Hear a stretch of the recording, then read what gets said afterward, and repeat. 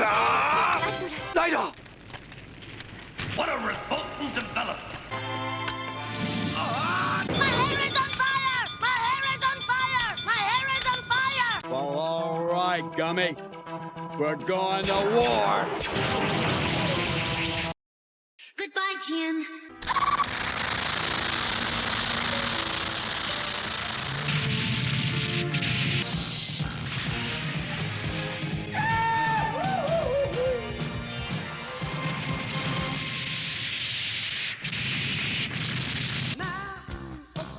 Stop, Soundwave. Turn it off.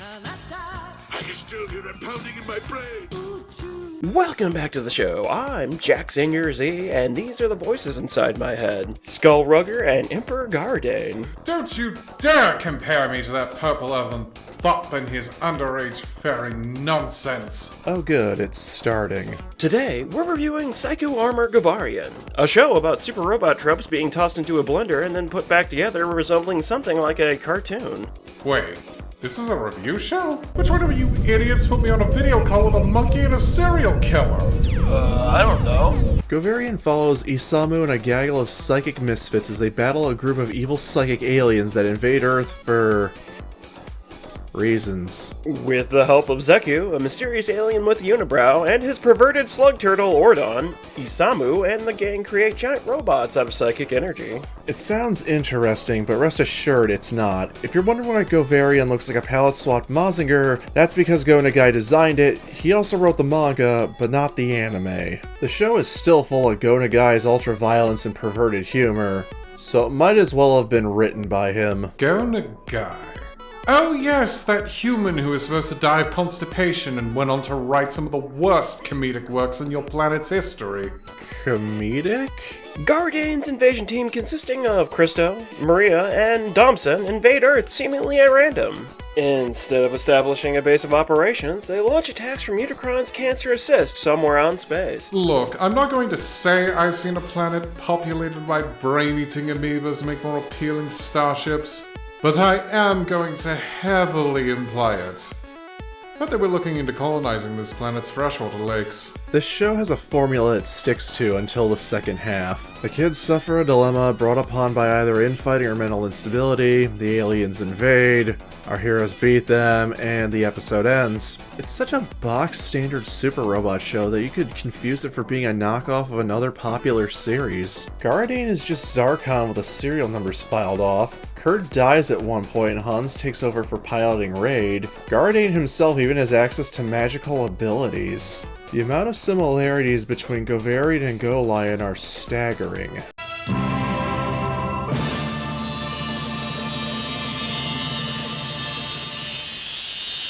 As Discount Mazinger takes a trip into Gardane's Neverland Ranch, Isamu, Hans, and Not Pidge now have to escape the underage fairy nonsense and find their way home. They instead choose to find a bar and then make a glass of milk joke. Someone gives them a teleporting tanuki that will be relevant in the future and not be pointless later on. The Count of Monte Cristo starts a resistance movement with the intention of wiping it out in order to gain the Emperor's favor, and I get hit in the head with a Louisville Slugger until all of this starts making sense. Really, the show's formulaic nature wouldn't come off as so insufferable if it weren't for the fact that the main antagonist of this show comes off as such a useless boob.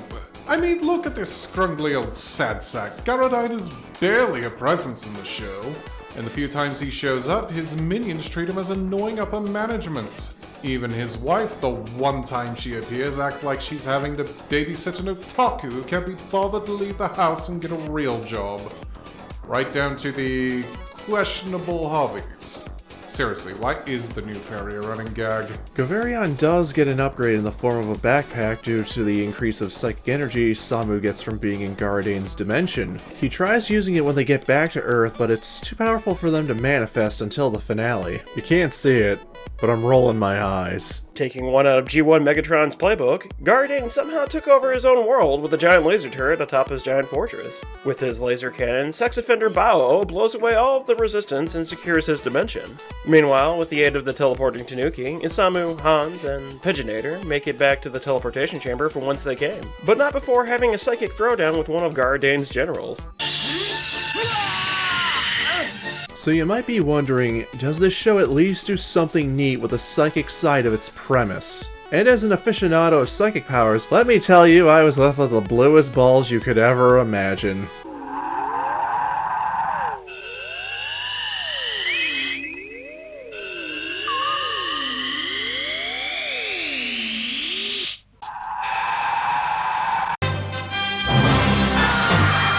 It's treated so poorly and generically that for every one moment we get a cool use of them, there's 5 moments of someone using their psychic abilities to make flowers or crap. Aside from the plot, characters, and animation, Govarian is also cheap in music. Following the old Super Robot standard, the main theme gets used multiple times an episode, as does Maria's theme, which we all hate immensely.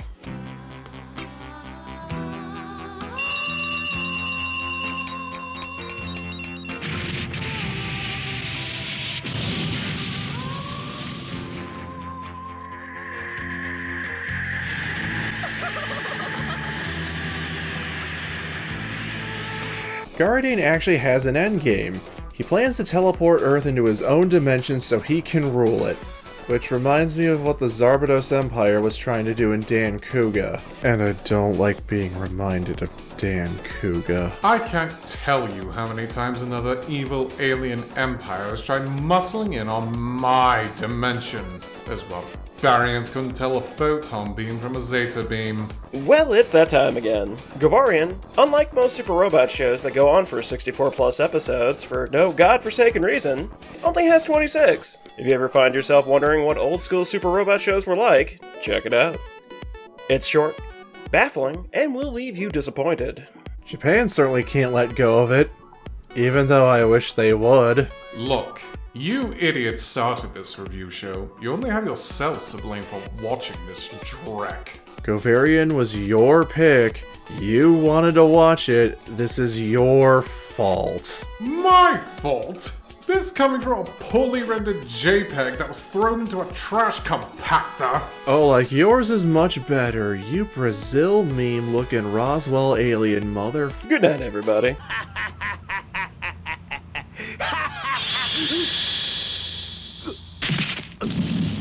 Oh,